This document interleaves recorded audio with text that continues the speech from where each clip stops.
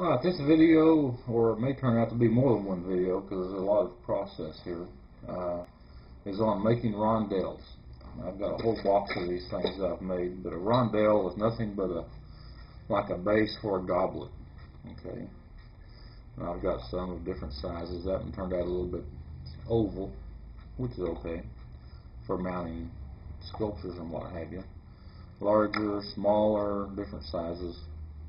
Some are different shapes. That's got more of a dome to it, for instance, than this one does, and what have you. So, anyway, that's what we're going to do, is make rondelles. Now, I want to recommend that you start with something like 25 millimeter medium wall tubing. Standard wall is too thin. Heavy wall is okay, but you'll be better working on the process and learning the process with medium wall. And you're going to start by pulling a short point. Notice this point is only just a little bit longer than it is wide. So, and this is 25 mil. I don't know if it's heavy wall or medium wall. I think it's medium wall, but I'm not sure. I pulled that point a long time ago. So we're going to start by attaching a working rod to the end of it. And I recommend that you use at least 8 millimeter. I think this piece is 10, so I'm going to use 10. It needs to be a long piece, okay, not a short piece. You need a long piece because later you're going to work this in a big flame, and you want some distance between you and the flame. And I'll make a hot seal to the bottom of the point, and that will be a permanent seal. That'll stay on there. As a matter of fact, that end of that rod will turn out to be this part, this little ball on top. They've got a name for it, an Italian name. I'm not going to try to pronounce it because I'll mess it up. So anyway, I'll make a hot seal on this, and then I'll blow it into a bulb, and it'll be a flat, squatty bulb. We'll work through that, and then we'll cut the blowpipe off, open it up, and flip a rondelle. Alright, get some of this stuff out of the way. You'll learn a lot. You will learn a lot of skills learning to do rondelles, because even heating and what have you is extremely important. I'm not even sure how well I'm going to be able to do this out here because it's cold and my fingers are cold.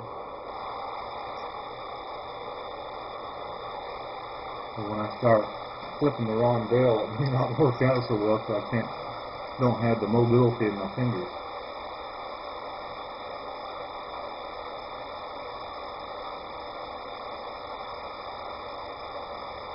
So I'm going to kind of warm the whole point up while I'm getting my 10 mil rod ready.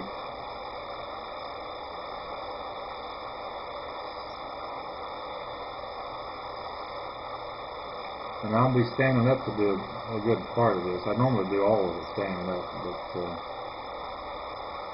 for the video I'll sit down for this part of it anyway.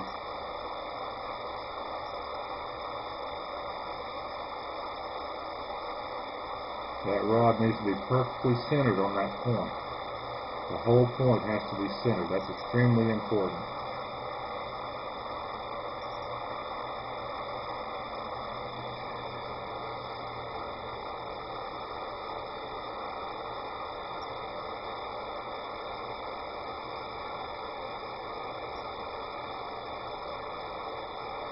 Okay, point centered. Now I'm going to stand up so I can blow this out.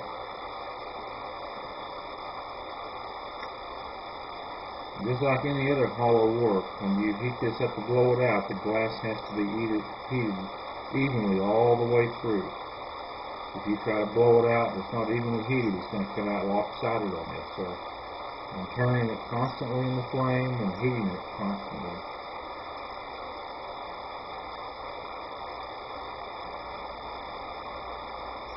And I'm watching the glass to make sure there's no dark spots in it. I want it to be even all the way through.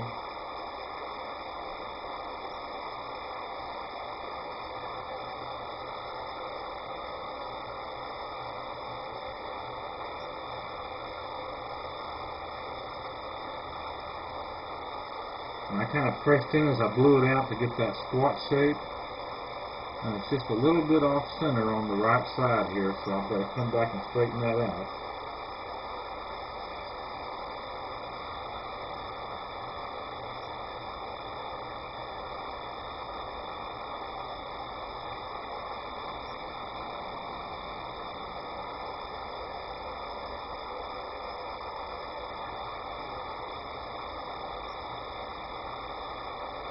It has to be true and centered.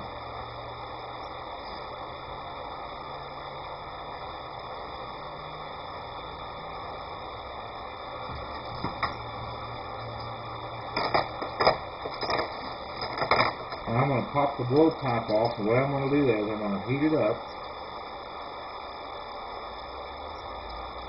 red hot, and I'm going to bring my diamond shears in. And this as it starts to cool, I'm going to squeeze.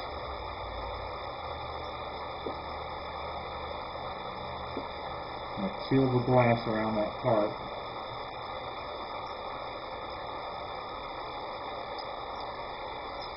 And I can just pop it. It'll pop right off. Now that hole at the end has to be perfectly centered and in line and round. And that came out pretty good, but if it doesn't, then you're going to take, if it's got excess glass, you need to take your shears, heat it up and trim it off. If it's not round, you need to take a jacks or something and get it round again, alright? So that has to all be perfectly centered and round. I'll let it act up while I'm doing this. Now I'm going to start heating the end of this, and it's imperative that you hold this rod parallel to the top. Don't hold it at an angle. Now I'm going to heat it up. And as the tip gets hot, I'm going to get it nice and evenly heated. And then I'll speed up the rotation.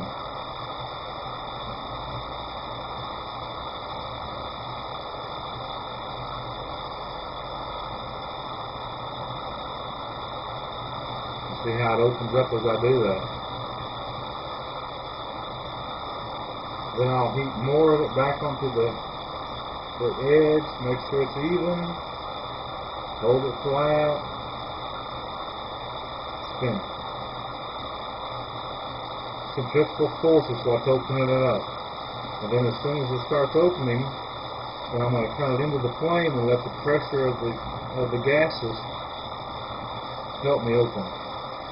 Now mine's getting off a little off center, so I'm not spinning it evenly. So I'm going to stop and just kind of press it out on the bench. Then I'll come back and start over. And once again, I've got to get it evenly heated all the way through before I start trying to spin it out. And there we go. And then I'm spinning, and I will not stop spinning it until it cools, okay? And come down, flatten it.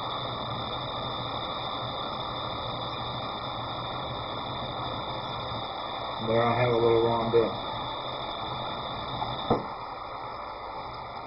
Now I'm going to take some claw grabbers, let it cool just a little bit.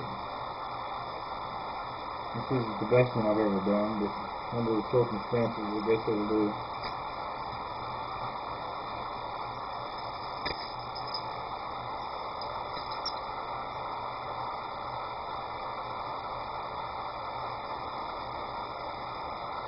And then I'll come and cut the holding rod off about, what is that, 3/4 of an inch.